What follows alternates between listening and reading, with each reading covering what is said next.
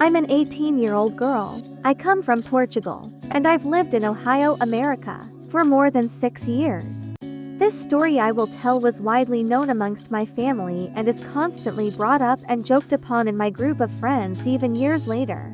It's been several years since this happened. I was a junior in high school at the time and I had never been the brightest student. I was a solid D student. I had never received a detention or had any kind of bad student record, even though sometimes I had to admit I was quite superficial. But I've never done something dangerous or passed the limit. This is important because to this day, I still have no idea why the teacher treated me like that. The teacher, who we will name Mrs. BB for bitch, had been a teacher there for more than a decade, and she was widely known for being a pretty heartless bitch who the administrator saw as the golden child.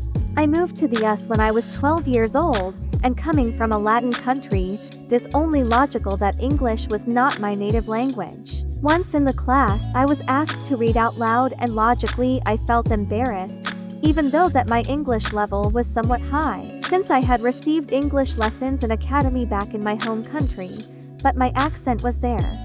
Mrs. B asked me to stop reading because she didn't understand anything and told me that, if I wanted to live here, in this country, I need to speak the language well because we were in America. I felt very bad. This even left my self-esteem very low. Mrs. B taught biology, which is my worst subject. So naturally, I had issues understanding the lessons and would ask questions frequently. To some, these questions are easily answered, but to me it was rocket science. Usually, someone asks dumb questions. No one should address it. However, in Mrs. B's case, she would belittle me in front of everyone by saying things such as, "And here come the slow girl again. Wow, surprise, surprise, you don't understand it again. Really? We have to go extra slow for you today, don't we?" etc. Once, I asked a question in her class. Her response, and I quote because it's burned into my brain, was, "I've been teaching here for over 10 years and that was the single dumbest question I've ever heard come from anyone's mouth," and continued the lesson without answering. I know I have quite a big build and not pretty much, but it wasn't my fault. But she usually made nasty jokes about my appearance, so I intensely resented her. I tried to go to the school administration about it before, but again she was considered the golden child. They would send someone to examine her during class. She would act respectful and normal for one day, and go back to being a bitch next day. Our headmaster always shows his favoritism to her. Everyone seemed to be afraid of getting involved with her. For this reason also, she became increasingly outrageous. Probably because I reported her to the school administration, she even forced me to kneel down outside under the freezing cold as a punishment for talking in her class. I felt humiliated by it. At that moment, I swore maybe one day she would have to pay for her assumptions. One day, while she was teaching, in a silent atmosphere, my phone suddenly had a vibration. I was stunned for a few seconds. I knew I would get in trouble. So yes, she scolded me badly in front of all these people for more than 15 minutes, even though I had already said sorry to her.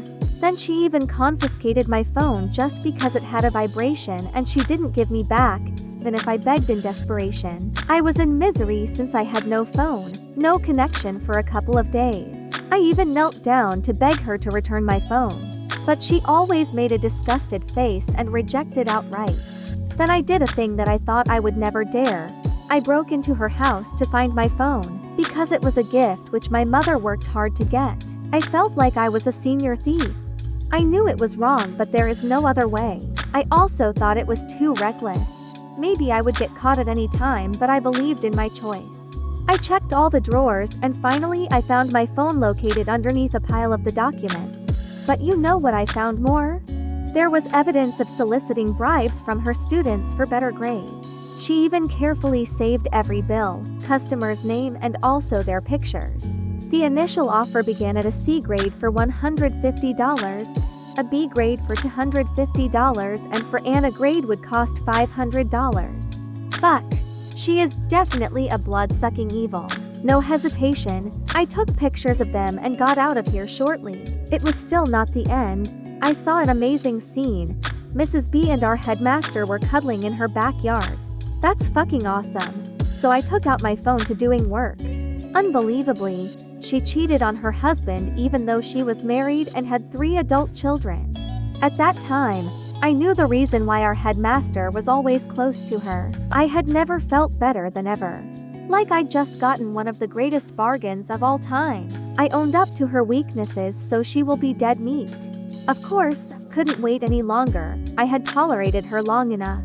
With all my determination, I decided to expose her real face at any cost to everyone. I spent all my saved money, went to the local electronic shop, bought a mini recorder, and secretly recorded more evidence, every insult she would throw at me. I was going to make her lose everything by simply recording her misdeeds and playing it as evidence in front of the school administration. After gathering enough, I compiled all of them into one folder. The next day, I sat down with the principal, met directly with the headmaster, some teachers and Mrs. B, and we listened to a couple of the insults before he stopped me. But Mrs. B insisted that all of the evidence was just products of Photoshop. She said there was a misunderstanding here. Moreover, she also threatened to sue me for defamation. The headmaster seemed to agree with her. He said they were not convinced enough. He told me we would meet the next day where I could show him and the administrators more proper evidence. I felt quite angry and uncomfortable. Did this evidence look fake? Something was wrong here. In the beginning, I hadn't intended to reveal their love affairs, but at that moment, maybe I should rethink about it. Then, I spent all night making a slideshow presentation to show it to the administrators the next day. I was called down to the office where I met with some board directors, the local school police office, the principal, the vice principal, and Mrs. B. I called the State Department of Education and reported on the incident. They said they would send someone out to check and may be required to make a record. I also invited a few students as witnesses. I walked to school the next morning being the most nervous I've ever been for anything. What follows was some of the greatest minutes of my life. I watched as the administrators went from fed up with being in another useless meeting to furious and speechless, with some of them keeping their mouths open for the duration of the video. Mrs. B was publicly roasting herself in front of the most important people from the district. The slideshow ended, and without hesitation, the administrators looked around in astonishment, and the principal turned to me and said, "I think we have heard everything we need to, thank you." So now comes the extra fun part. When everyone thought all of this was over, I told everyone to stay longer for a few minutes. They all had confused expressions on their faces but still lingered. I played the video recorded in Mrs. B's backyard on the day I broke into her house. Needless to say, everyone was shocked. Murmurs began to spread among the crowd. I even saw some teachers covering their mouths while smiling. About Mrs. B, she buried her feet in place. She stood with gaping mouth, appalled at what was going in front of her eyes. Her face turned red, staring at me with eyes full of cold anger. The headmaster bowed his face down. His body was shaking. He covered his eyes to avoid the glances of others. They both looked really panicked, as if they had been caught red-handed. The final time I saw Mrs. B was leaving the room. I looked back and we made eye contact through her tear-filled eyes as I gave the most evil smirk. I returned to class the next week and Mrs. B was no longer where to be found. The story spread quickly throughout the school and I was seen as a saint. I was really glad, felt like a slave has just free from cruel domination. After that incident, Mrs. B and the headmaster were forced to make a record and expelled from the school. I really appreciate my own bravery. Even worse, she might be face as much as $8,000 in fines for receiving bribes from her students in order to change their grades. Now she lost everything. Career, husband, honor. She deserves it. I had successfully gotten her fired and made it almost impossible for her to return to her teaching career, as well as cut off most of her connections she had with other teachers in the school. I also had ruined her financially because no school district in the area would hire this walking piece of garbage. Even though I was penalized for illegal entry and was forced out of school for 1 week. But it was worth it. I have no regrets about my actions then. I know you guys will think I was a bit scary and too much, but bullying is a major problem, and there are many people in the world who don't realize that. This problem can be between adults, between students, or between adults and students. The public focus is usually around an evil student bullying other students, but this is not always what occurs. Sadly, not just students bully their classmates. School staff and teachers may also bully and harm students.